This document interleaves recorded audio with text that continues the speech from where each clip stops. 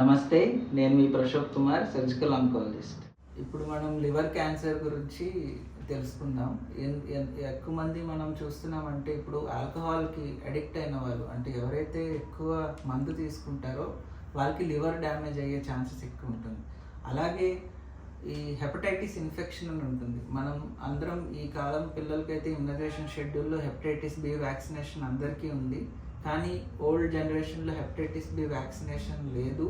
So hepatitis infection ఉన్నవాళ్ళు, అదే హెచ్బిఎస్ఏజీ అంటాము, అలాగే HCV hepatitis C virus infection ఉన్న వాళ్ళు మనం ఎక్కువగా లివర్ క్యాన్సర్స్ చూస్తుంటాం. అయితే వీళ్ళకి లివర్ క్యాన్సర్తో పాటు లివర్ ఫెయిల్యూర్ కూడా ఎక్కువ ఉంటుంది. సో ఇలాంటి పేషెంట్స్కి మనం లివర్ ఎలా స్క్రీన్ చేయాలి అంటే, మనం అల్ట్రాసౌండ్ పద్ధతి ద్వారా మనం ఫస్ట్ లివర్ క్యాన్సర్ని స్క్రీన్ చేస్తాం.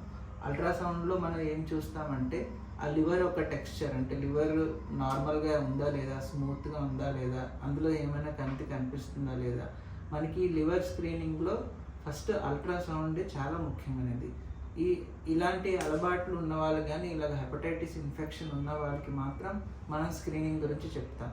జనరల్ పాపులేషన్కి మాత్రం ఎప్పుడైనా స్క్రీనింగ్కి, ఒకవేళ స్క్రీనింగ్ టెస్టులకు వెళ్తున్నప్పుడు మాత్రం ఖచ్చితంగా అల్ట్రాసౌండ్ అబ్డామన్ అయితే చేయించుకోమని చెప్తాం. అల్ట్రాసౌండ్ అబ్డామన్లో వాళ్ళు చూసేది, బాగా కనిపించేది లివర్ ఒకటి, కిడ్నీ ఒకటి, బ్లాడర్ ఒకటి.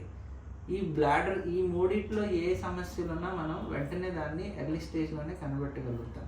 సో అల్ట్రాసౌండ్ ఒక అబ్డామన్ ఒక ఇంపార్టెన్స్ అప్పుడు మనకి తెలుస్తుంది.